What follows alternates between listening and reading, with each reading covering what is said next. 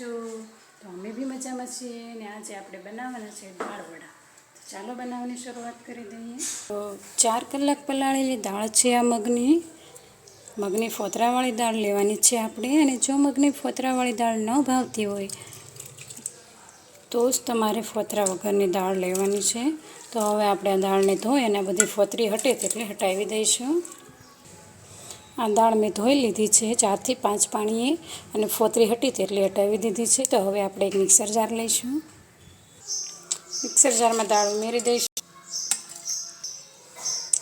કાપેલા લીલા મરચાં અને આદું ઉમેરી અને ઢાંકણ ઢાંકી દઈશું. આપણે આ બેટરને મિક્સરમાં કાઢી લીધું છે. તો હવે આપણે તેને બીજા વાસણમાં કાઢી લઈશું.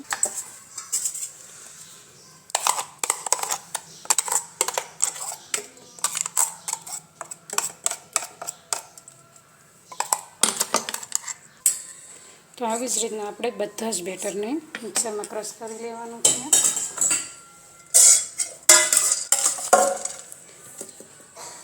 તો આપણે ફરીથી મગની દાળ ઉમેરી દઈશું.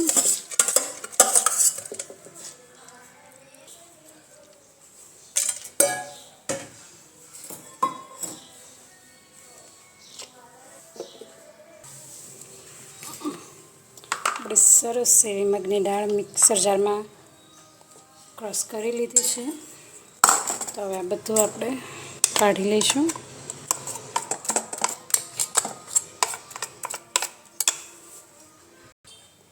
તો હવે છે ને આપણે આને એક જ સાઈડ ફેંટવાનું છે. જેટલું ફેંટી શકો ને તેટલું આપણે આને ફેંટવાનું છે. આગળની પ્રોસેસ શરૂ કરીશું. સ્વાદ પ્રમાણે મીઠું, ધાણા જીરું પાવડર, ચપટી લાલ મરચું પાવડર, થોડા કાપેલા ધાણા ઉમેરી દઈશું. આ બધું સરસ રીતે મિક્સ કરી દઈશું.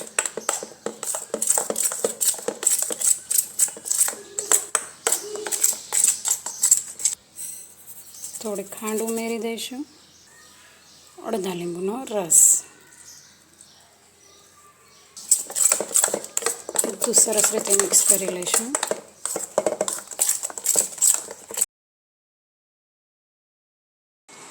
તો હવે આપણે ગેસ ઓન કરીશું.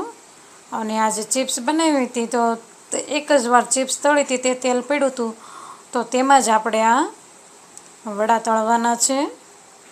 અને આજે જ અત્યારે જ લાઇટર ખરાબ થઈ ગયું એટલે બાકસ લેવું પડ્યું. આપણું તેલ ગરમ થઈ ગયું છે. તો હવે આપણે તેમાં એક પછી એક આવી રીતના નાના નાના વડા તળી લેવાના છે. ખૂબ જ ટેસ્ટી એવા અમદાવાદના પ્રખ્યાત મગની દાળના મગવડા, જેમાં નથી યુનોનો ઉપયોગ થતો કે નથી સોડાનો ઉપયોગ થતો. તો પણ હું તમને એક કટ કરીને બતાવીશ. ખૂબ જ જાળીદાર બને છે અને એકદમ પોચા સોફ્ટ બને છે. તો આપણા આ વડા તળાઈને રેડી થઈ ગયા છે. તો હવે આપણે પણ હા, તમે જોઈ શકો છો કેવા સરસ મજાના વડા તૈયાર થયા છે. એક જ વાટકી મગની દાળમાંથી બનાવ્યા છે. તો આપણે હવે તેને સર્વ કરીશું. તો ચટણી અને મરચાં સાથે આપણે આને સર્વ કરીશું.